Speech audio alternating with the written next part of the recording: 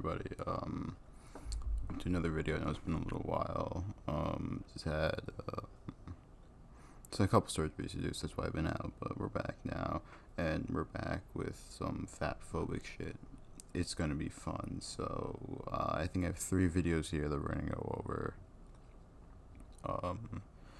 I think you guys might know one of the girls who are in it. You know, she's makes a lot of these. You guys will probably know. So I'll play that now, and we'll talk about it. Here's your reminder that fat phobia is rooted in racism. All right. No, fat phobia is not rooted in racism, nor is it really a thing. Yeah, I don't know how we get that it's rooted in racism, but let's fucking continue with it. It gets real interesting. As always, if you haven't read this book, go do that. The main thing to understand is that for the last 300-ish years, white folks have been marketing fatness as a black trait.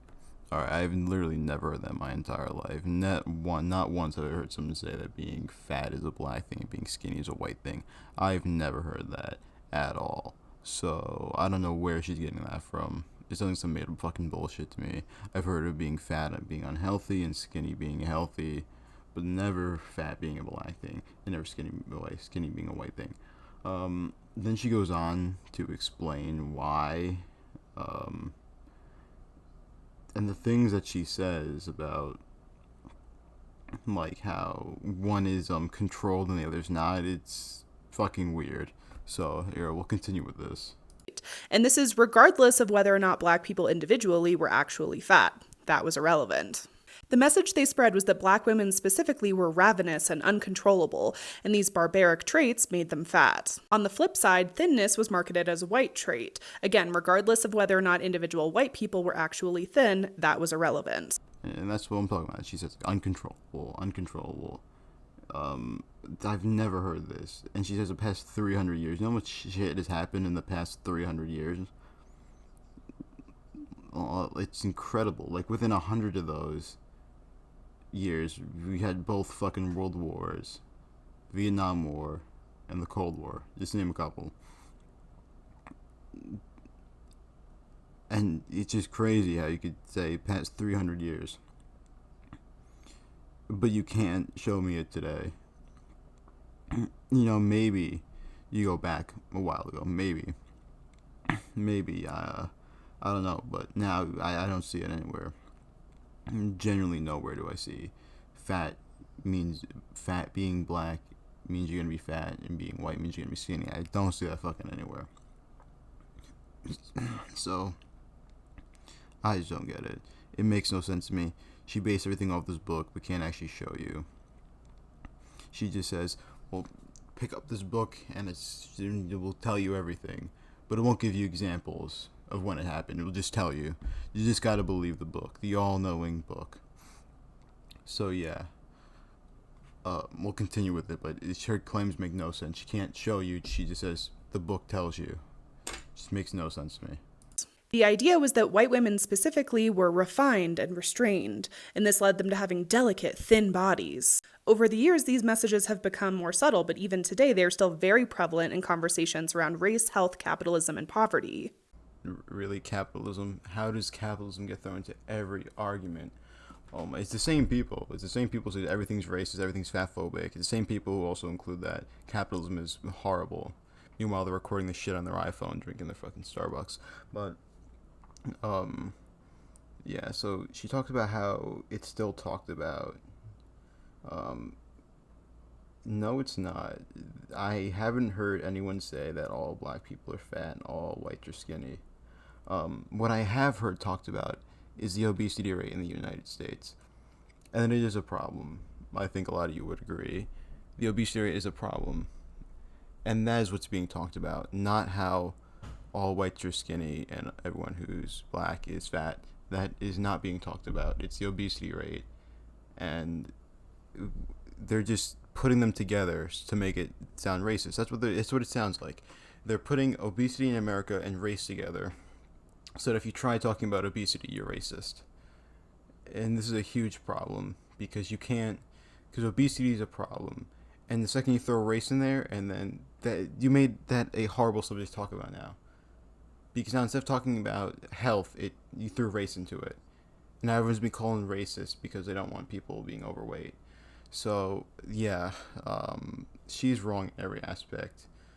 Um, yeah, there's not much more I could say. So let's move on to the next one. Guys, I'm fatphobic. And no, that doesn't make me a bad person. It also doesn't make me racist. And yes, it's still rooted in racism. Wow. So only she's not the bad guy, because in all these other videos they talk about how being fat phobic is bad, but she is. But remember, she's not racist and she's not mean, because God knows fucking why. Because she makes up the rules. All right. Um, Jesus Christ. So you're not racist, but you're fat phobic, and fat phobic is racist. How does that make any sense at all? Off to a horrible start, but let's continue with it. It means I've spent my entire life with a false idea of what health really is. And as a human who wants to live as long as possible, I have strived to be the healthiest version of myself I could possibly be. I've lost out on opportunities to eat delicious foods in other countries, trying new restaurants with friends. I've injured myself multiple times from overexercising. Alright, so a couple things. You haven't been living in a lie where you get a false idea of what health is. No, you haven't been doing that. Working out, you won't get injured if you're working out correctly. And having unhealthy food on a trip is not going to kill you either. So I'll break that down. So going on a trip and having, I don't know, let's say street food, and you're like, I'll probably only go here, maybe never, or a couple times again. I'll try it. You'll be fine. Working out, plenty of people do it without getting hurt. That is your fault. You did something wrong. And you're not living with this unrealistic, unhealthy idea of what health is. No, you just don't like it because it takes work. What health is not dying at the age of 45 because your arteries are fucking clogged. Yeah, that's called health. You've known it, you just don't want to accept it. So I don't know what she's talking about. Everything she just said was wrong. Except maybe possibly the unhealthy foods, but that's if you eat it every day, you eat it once in a while, you'll be fine. So I really don't know what she's talking about, but let's let her continue with this.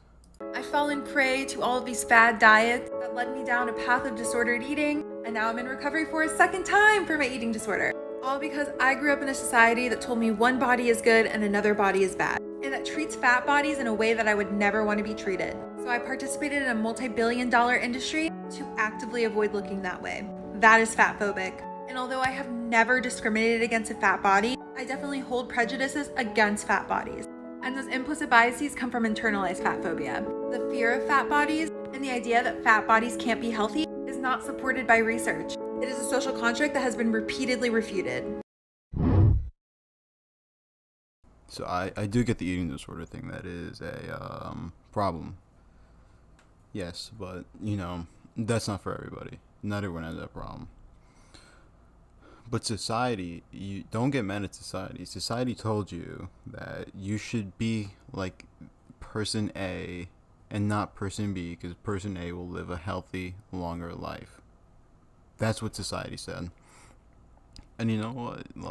Yeah, you can't eat fucking McDonald's every day. I'm sorry to tell you that.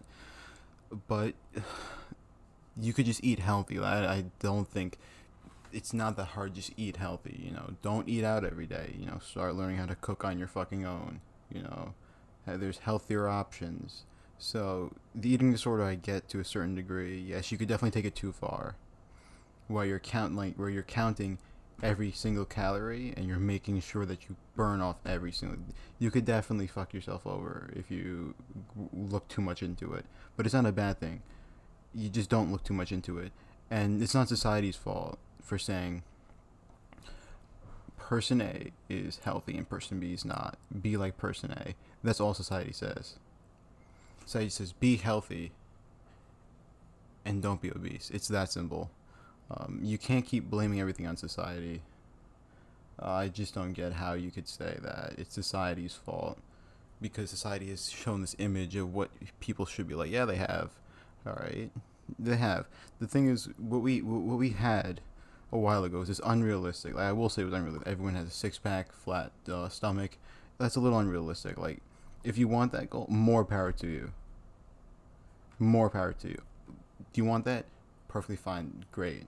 But that was an extreme. Now we have this other extreme where it's like you could be fucking 900 pounds and you're okay. No, we have to get somewhere in the middle where it's like you could be. You don't have to be flat stomach and six pack, but you can't be overweight. We have to find that middle ground where it's like just be healthy and just be on the slimmer side.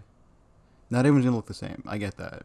I'm not saying everyone has to have a six pack. I'm not saying everyone has to look, the same. Have to be in like their peak. That's not what we need. We just need people to be healthy. And you telling people that it's society's fault for them being fat and being fat is okay is not good, because the obesity rate goes up every year. It's getting worse every year. So this is just a problem where we're telling people it's okay to be unhealthy and that it's not your fault. But with that being said, I hope you guys liked the video. I know it's been a while, like I said. I just had a couple surgeries done, so I'm back now. And yeah, I'll be sure to try to work on a couple more videos. So until then, see ya.